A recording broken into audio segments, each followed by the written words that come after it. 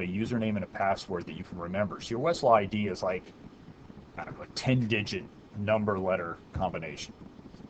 And if you have a great memory, you still have to register it because you need to set up your time zone and your email address so that you can receive information from Twin. If you're just going to use Westlaw research and never use Twin, you wouldn't have to do this. You can't do that for our program because we use Twin as our courseware. So you need to register and set up your email address and your time zone. And type in your name, obviously, so the teacher knows who they're talking to. But for sake of argument, if you can remember 10-digit combinations, you don't have to set up a username and password. You can just type in your Westlaw ID each time into the place where I put the arrow. Since I don't know anybody who can remember 10-digit combinations, I was thinking about the Social Security. Social Security is 9 and it's all numbers. And after 10,000 times, I finally have learned my own. Okay, so you come in to register this Westlaw ID. Now, what have you received from the law library here and from IT and so forth? Let's just go over a checklist of what you should have received. And this is a great time to show off that mega meeting, let's see, thing I said most teachers don't use, but every now and then we do. So we'll use our noteboard. I'm turning on noteboard right now. And Dr. Salas, always uses Noteboard when he teaches the International Offshore Financial Centers. He loves Noteboard. So we'll go ahead and clear our Noteboard. I'll click on Make Changes. And it's a checklist. What are the things that I received or should have received? If I haven't received, I'll tell you where to find out or who to email right now. So number 1, I should have received obviously a Westlaw ID because we're about to go into Twin. I see that's very small on your screen.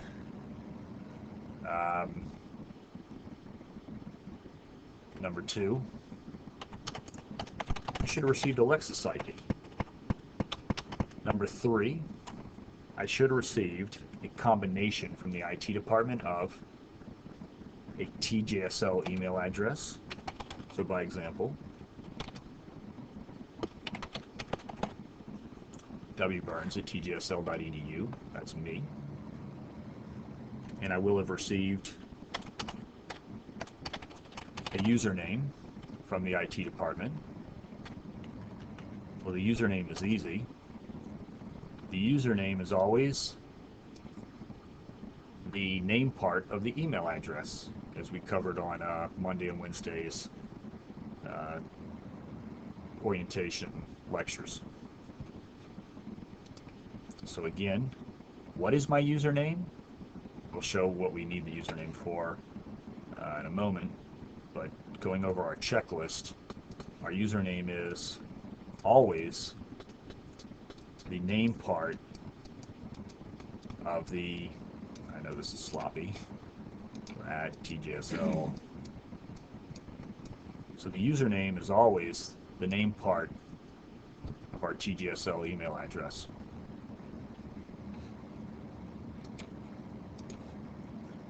And we've received a password from IT. Probably we want to change the password because we're not going to remember what they sent us, this random thing, or it's hard for us to type in because they use funny keys. So if I didn't receive my username, password, my email address, or if you want to change the forwarding email on it, like I don't actually use wbyrnes@tjsl.edu. I have it forwarded to my Gmail account because you all know that since when I respond to you, I generally respond from Prof. Byrnes at Gmail. You'll see in a moment when we do the lectures, when we look at databases, that you can go in and use your TJSL email account if you should want to. but it's, for me at least, it's more convenient to use my Gmail. And I use my Gmail especially off my BlackBerry. But um, so if I want to change my password or I want to change my forwarding email address, I email help at tjsl.edu. I'll type that into the chat box also, help at tjsl.edu. And I will say it one more time by writing it on the board, help. So if I have an IT problem at Thomas Jefferson School of Law, who do I email? Who do I call? I call the help desk, help at tjsl.edu. Okay.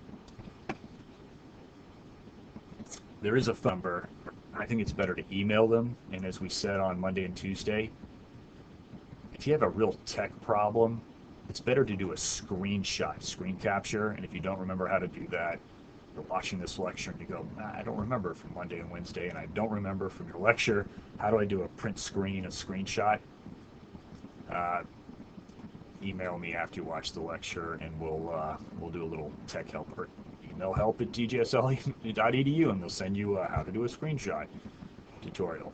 Very simple. But you can call them, and the direct phone number is 619, area code for San Diego, 374, which is the direct dial number for our internal numbers, and 1139 is the help desk. You'll remember from Monday and Wednesday's lectures, the help desk is open from 8 until about 6 o'clock p.m. Pacific time. Sometimes it's open until as late as 8 o'clock p.m. because we have evening classes here for our residential students also. So it'll be open sometimes till 8 p.m. I always find it better to use the help desk. That does remind me, if I have a problem with Mega Meeting, don't ask Thomas Jefferson School of Law. Use Mega Meetings. 24-hour, 7-day a week, 365-day support. And where do I find that? I just go to the Mega Meeting website. They have the phone numbers and they have the chat box and all that. So megameeting.com. Very simple. Instead of tgsl.megameeting.com, just go to megameeting.com. And on megameeting.com, as we'll see in a moment, I'll pop open a Explorer.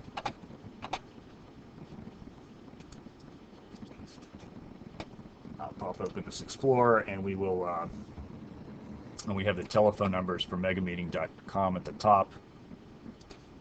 So I have my European telephone number, my other international line, or my toll-free number in the United States and Canada, as well as I can go into a free live demo at any time, type in my information, and then we'll have a Mega Meeting session, which is very helpful to have Mega Meeting come calibrate your camera and your audio settings. And if I still need support because I just forget how to use Mega Meeting, I go to Help Support, the link, and I click Contact Support, and I get my, once again, my telephone numbers, my email address for Mega Meeting support, 24 hours a day, 7 days a week. Okay. So on my checklist, we got our Westlaw ID, we got our Lexus ID, we got our username and password. With our email address and username and password, that's going to give us access to all the on-demand recorded lectures. That's going to give us access to the full law library. Obviously,